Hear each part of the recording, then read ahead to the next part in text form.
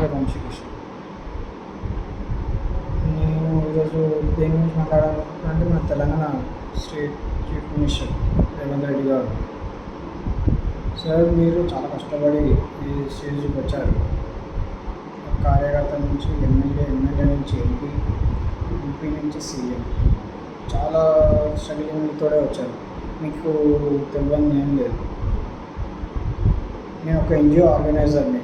So ఈ question మేము ఎందుకు అడగాలనుకున్నామంటే రీజన్ 400 ఎకరాలు మీరు ఒక ఫారెస్ట్ని మొత్తం స్వీప్ చేసి ఆ 400 ఎకరాలలో మీరు మళ్ళీ వేరే వాళ్ళకి లేఅవుట్ లాగా సేల్ చేయడం అది నిజంగా తప్పే అనిపిస్తుంది. రీజన్ ఏంటంటే ఎండాకాలం గుర్తుకు వచ్చేసేది చాలా వరకు నీళ్ళు, చెట్టు, గాలి. అట్లాంటిది మీరు ఈ 400 ఎకరాలు లేఅవుట్ లాగా చేసే బదులు ఒక నేషనల్ ఫారెస్ట్ కింద పెట్టింటే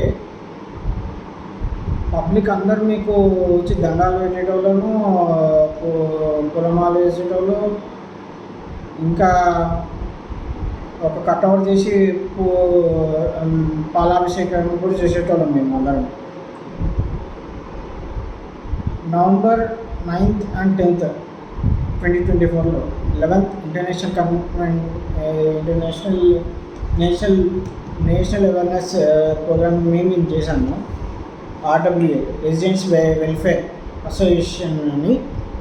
దాంట్లో చాలా స్టేట్స్ వచ్చాయి. ఇది బుక్ మేము అప్పుడు చేసినప్పుడు ఎన్ని స్టేట్స్ వచ్చినాయంటే కర్ణాటక, తమిళనాడు, బెంగళూరు, మహారాష్ట్ర, ఇంకా ఆంధ్రప్రదేశ్, అదర్ స్టేట్, మన తెలంగాణలో, ఇంకా మేమే కాకుండా ఇంకా వేరే ఆర్గనైజింగ్ వాళ్ళు కూడా వచ్చారు. ఇంజనీరింగ్ అండ్ స్టాఫ్ కాలేజ్ అని మన గచ్చిబౌలి దగ్గరలో ఉంది. అక్కడ చేసినాము. అక్కడ 1500 కెపాబిలిటీ ఉన్న ప్లేస్ అది. అందులో మిమ్మల్ని కూడా మేము ఇన్వైట్ చేసాము. దాని ఫోటోస్ మీరు అప్పుడు ఆ బుక్లెట్లో కూడా ఉండేది మీది పిక్. ఇది 11th national conference of residential welfare associations engineering staff college of Hyderabad 2024 November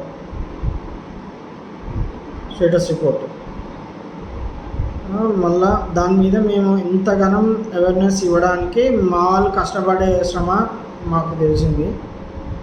ఆ రోజు జరిగిన ప్రోగ్రాంలో మేము తీసుకున్న టాపిక్స్ 10 టాపిక్స్. దాంట్లో ఇది కూడా ఒకటి. ఫారెస్ట్ ట్రీస్ బాగుండాలి, దాన్ని కొట్టేయకుండా చూడాలి, వాటర్ సోర్స్ స్టోరేజ్ సరిగా ఉండాలి, ఫ్యూచర్లో ఎటువంటి ఇబ్బందులు పడవద్దు. మనకు తెలియదు, బెంగళూరులో కూడా వాటర్ స్టోరేజ్ సరిగా లేకపోవడం కూడా చాలామంది ఇబ్బంది పడ్డారు. ఎందుకు లాస్ట్ టైం ప్రభుత్వం ఉన్నప్పుడు తెలంగాణ గవర్నమెంట్ అది తప్పు వాళ్ళది కూడా ఎవరిదే లేదు. అది ఒక వాటర్ ఫ్లూట్స్ వచ్చినప్పుడు కూడా ఇళ్ళకి వచ్చిన ఇల్లులు అప్పుడే చెరువులా కట్టుకున్నాం ఇల్లులో మనము అని చెప్పి వాళ్ళు ఇష్యూ చాలా ఎక్కువ చేసిండే. తర్వాత మీరు వచ్చింది కాంగ్రెస్ ప్రభుత్వం, మీరు కూడా మాకు ప్రామిస్ చేసారు సిటీ అనేది పెద్దగా కాదు, దాంతోపాటు పార్క్స్ కూడా పెద్దగా ఉండాలి, కొన్ని ఎకరాలలో ఉండాలి మనకి అని చెప్పి కూడా అన్నారు చాలా స్టేజెస్లో. మేము సేవ్ వాటర్ మీద చేసినాము, అది గిన్నెస్ రికార్డ్ ఎక్కింది. టీనేజ్ అండ్ టెంప్టేషన్స్ అనే ప్రోగ్రామ్ చేసాము, అది కూడా గిన్నెస్ రికార్డ్ ఎక్కింది. మన బతుకమ్మ TV5 వాళ్ళది చేసినప్పుడు కూడా మేము దాని కోఆర్డినేటర్ అది కూడా గిన్నెస్ రికార్డ్ ఎక్కింది. నేను ఒక NGO ఆర్గనైజర్ మేము. కాబట్టి మనకున్న ఏదైతే ఉందో ప్రజెంట్ ఆ అడవిని, లేకపోతే ఇప్పుడు బయట చెట్లని, వాటిని కాపాడడానికి ప్రయత్నం చేపియండి. ఇంకా స్కూల్స్ పిల్లలకి, కాలేజ్ పిల్లలకి చదువుతో పాటు ఇది కూడా అవేర్నెస్ ఇవ్వండి. సేవ్ ట్రీ, సేవ్ వాటర్ అని. రేపు ఫ్యూచర్గా మనకి వాటర్ అనేది ఇబ్బంది పడకుండా ఉండడానికి కూడా మనకి ఉంటుందని. ఇప్పుడు కూడా ఆ 400 ఎకరాలని మీరు ఏదో విధంగా ఆపవచ్చు. డైరెక్ట్ వీడియోలే బయటకు వస్తున్నాయి. డీర్స్ కానీ, పికాక్స్ కానీ, ఇంకా చాలా జంతువులు అక్కడ ప్రాబ్లం ఫేస్ అవుతున్నాయి.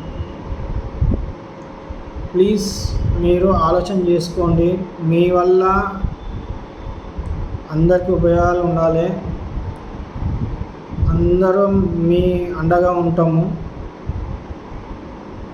అని చెప్పి ఒక ఎన్జిఓ ఆర్గనైజర్గా చెప్పడం జరుగుతుంది. నమస్తే, నా పేరు. Thank you.